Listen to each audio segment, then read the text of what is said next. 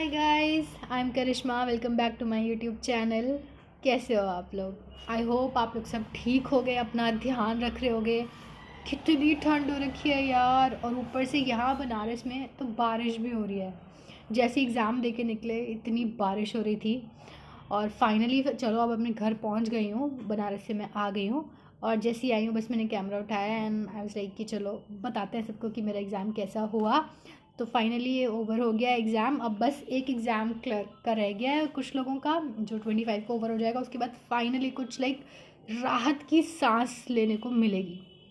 और अगर थोड़ा बहुत डिस्टर्बेंस आए, क्योंकि वीकेंड है, सब लोग अपने घर पे ही रहते हैं, तो अगर थोड़ा डिस्टर्बेंस आए तो झेल लेना।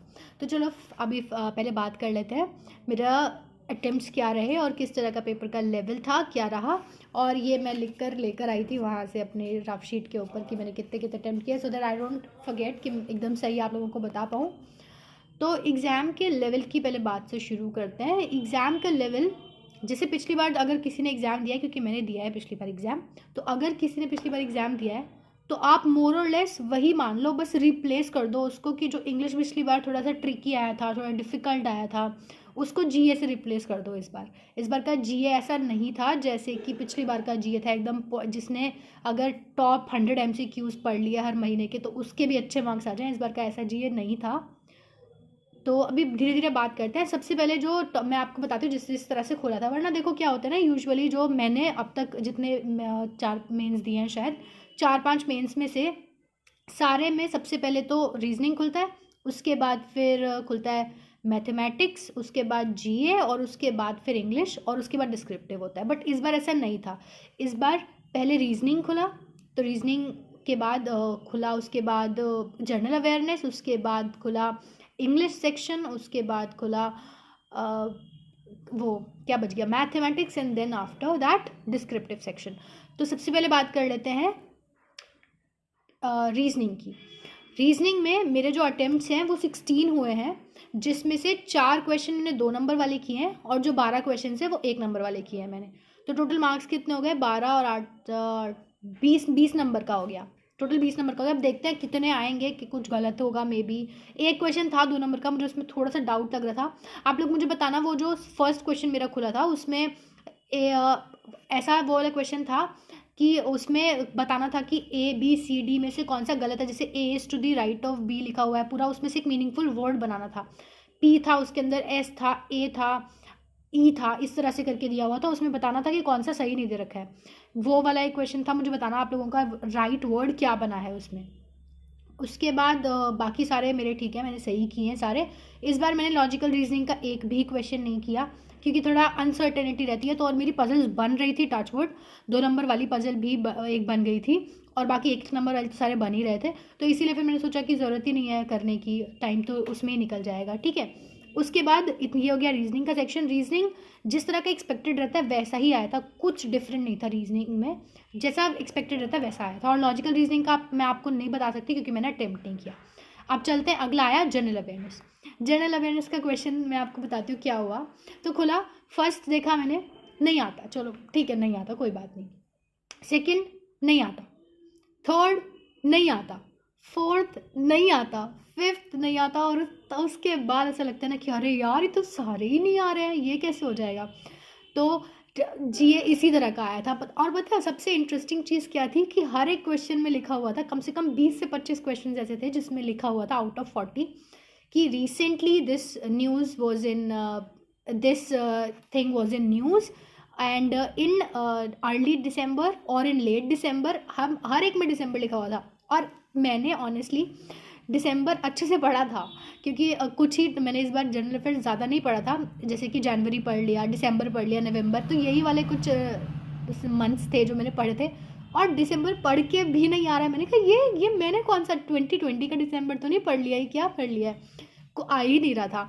बट फिर भी इस बार पता है इंटरेस्टिंग चीज़ एक मुझे लगी, कि बहुत इंटरेस्टिंग क्वेश्चंस इस बार पूछे हुए थे जनरल अवेयरनेस में। इस बार करंट अफेयर्स ओरिएंटेड नहीं था। जो जनरल अवेयरनेस नाम है ना उसका, उसी के ऊपर था कि जनरल अवेयरनेस की चीज़ें पूछी हुई थी। जैसे लोकसभा के अंदर, हाउस ऑफ द पीपल के अंदर कितना उसमें नंबर ऑफ़ सेशंस होता है, ये एक पूछा हुआ था। तो 3 होते हैं, मतलब मैंने 3 लगाए हैं, पता नहीं सही है कि नहीं है, मैंने अभी चेक नहीं किया, मैं जस्ट आते ही वीडियो बनाने लगी हूँ। मैंने 3 लगाए हैं। उसके बाद एक था कि पहली बार यूनियन बजट जो है वो 1 फ़रवरी को प्रेज़ेंट किया गया था, 1 महीने पहले, तो वो कौन से ईयर में हुआ था? तो 2019 में ही मुझे लग रहा है ये हुआ था, क्योंकि जब हम एग्ज़ाम देने जाने वाले थे 4 फ़रवरी को एग्ज़ाम था और तभी यूनियन बजट आया था। तो मुझे तो यही लगता है कि 2019 में ही ऐसा हुआ था। बाकी आप लोग मुझे बताना क्या आंसर्स हैं। इस तरह की बहुत ही जैसे द विंची कोड एक बहुत ही फेमस फ़िक्शन नॉवल है, तो ऐसा नहीं पूछा जैसे कि हम लोग लगे पड़े रहते हैं कि इतनी सारी बुक्स एंड ऑथर्स पढ़ते हैं हर महीने के, मल्टीपल रिविजन्स करते हैं, ये वाली बुक, ये वाली बुक, ये वाली बुक, और पूछा उन्होंने क्या, इतनी पुरानी बुक।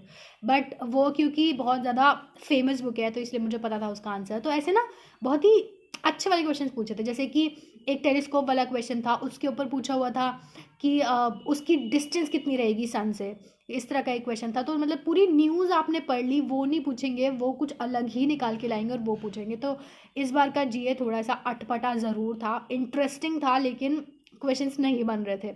और एक टाइम के बाद ऐसा हुआ कि दिखने में लग रहा है ये तो पढ़ा हुआ है, ये तो देखा हुआ है, ये तो अभी देखा था मैंने, बट बहुत ही कंफ्यूजिंग था, इसीलिए। बट स्टिल मैंने अच्छे खासे मतलब मैंने कर दिए, 15-16 तो मुझे आ गए थे। उसके बाद मैंने कहा कि लग रहा है तो यार लगा देते हैं, वरना मैं बहुत रिस्ट्रेन करती हूँ खुद को, मैं कभी भी ना तुक्के नहीं मारती हूँ।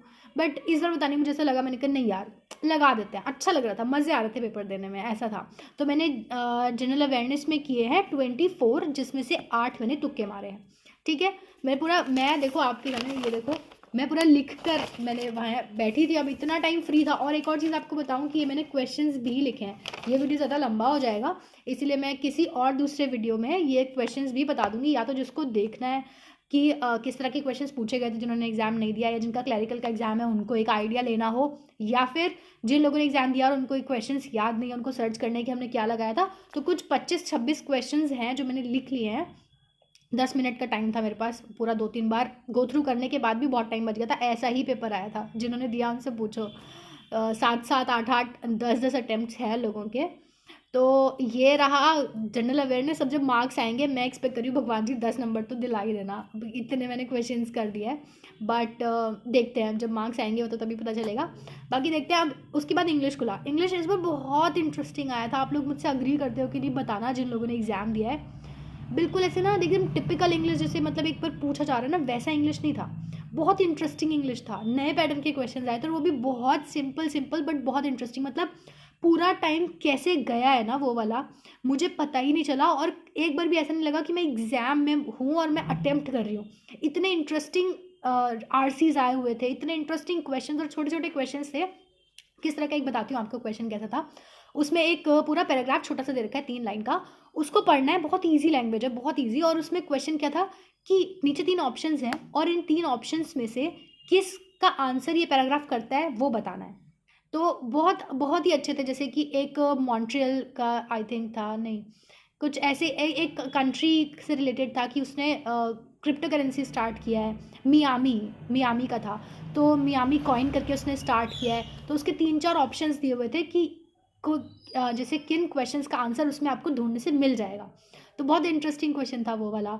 और भी थे, बोल्ड में एक पूरा फ्रेज लिखा हुआ है, उसका कौन सा मतलब मीनिंग परफेक्ट हो सकता है, उसके 4-5 ऑप्शन दे रखे हैं, वो सेटिस्फाई करना है। तो बहुत इंटरेस्टिंग था। आरसीज भी बहुत इंटरेस्टिंग आए थे। एक माइनिंग और डिफॉरेस्टेशन के ऊपर आया था। एक और था, मुझे एग्जैक्टली अभी याद नहीं आ रहा है किसके ऊपर था। तो मैं अपने अटैम्प्ट बता देती हूँ। 31 अटैम्प्ट्स थे, 3 मिनट पहले हो गया था।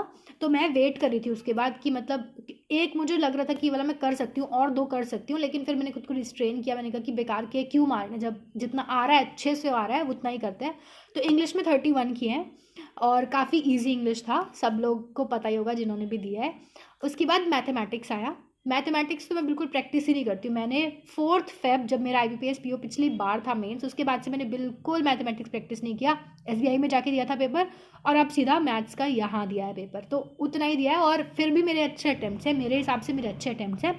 मैंने 13 किया है मैथमेटिक्स में, एक भी गलत नहीं किया है, अपने हिसाब से नहीं गलत किया है, जो आंसर्स आए वही किया है। 7 क्वेश्चंस किए हैं 2-2 नंबर वाले, और 2 DI किए थे। DI बहुत ईजी थे। हाँ, मतलब बहुत ही अच्छा पेपर था, डुएबल पेपर था, इंटरेस्टिंग पेपर था, मज़ा आ रहा था करके।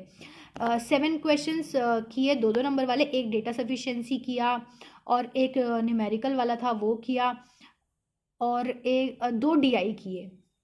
एक DI मैंने किया जिसमें बॉयज़ एंड गर्ल्स का नंबर दे रखा था, वो पाई चार्ट वाला DI था, जिन्होंने पेपर दिया उनको पता होगा। एक वो वाला DI किया मैंने, और दूसरा वाला 1-1 नंबर वाला क्वेश्चंस थे उस DI के अंदर, वो वाला DI मैंने किया था। बहुत ईजी था वो वाला भी।